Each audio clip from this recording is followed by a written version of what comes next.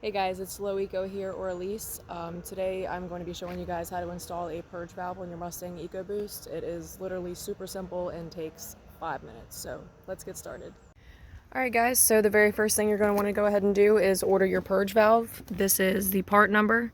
I'd recommend going ahead and just ordering through Parker Performance.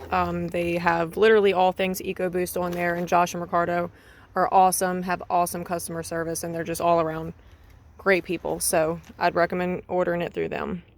The telltale sign that you have a bad purge valve is obviously if you have a check engine light for any codes for your purge valve, and then number 2 is excessive ticking noises coming from this area on your vehicle. I would post a video of the way that mine sounds right now, but it has gotten so bad that I don't even want to start my car until I replace it. I have posted other videos of me replacing these on other Ecoboosts though, so if you wanted to check those out, you can see what that sounds like. So like I said, this is your purge valve. The first thing that you're going to want to do is remove your engine cover, because you more than likely still have yours on your car. I just took mine out just for easy access, but you have a 10mm nut right here, a 10mm nut right here, an 8mm bolt right here, and an 8mm bolt back here. And I don't know why Ford decided to go with 2 different sizes when they installed the engine cover, but it's 2 10s and 2 8s. Alright, once you've removed your engine cover, you will have full access to your purge valve. So the first thing that you're going to want to do is go ahead and disconnect this connector. Alright, so the connector has been disconnected. The second thing that you're going to want to do is come down here. There is this little red clip that has 2 little flanges on the side. You literally just pick up on them. The clip slides black. the clip slides back.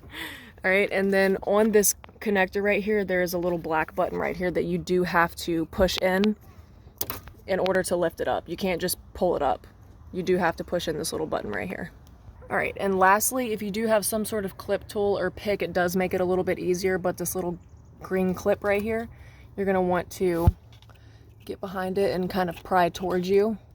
Alright, so now you can see that is out. And then I have actually already loosened this 10mm, but there is a 10mm bolt. This is literally the only thing that you're going to do that is going to require any sort of tool other than removing the engine cover. And then remove this. And now at this point, your purge valve is completely free. We've disconnected the connector. We've disconnected it right here.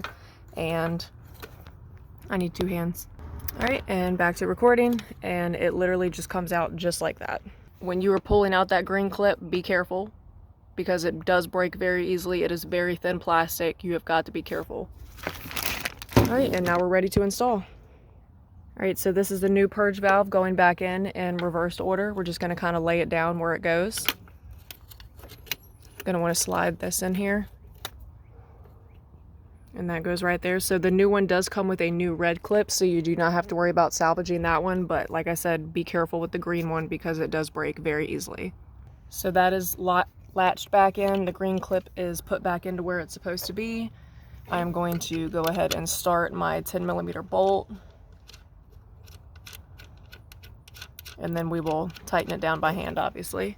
And then this slides back on here. Wait for a click. Click.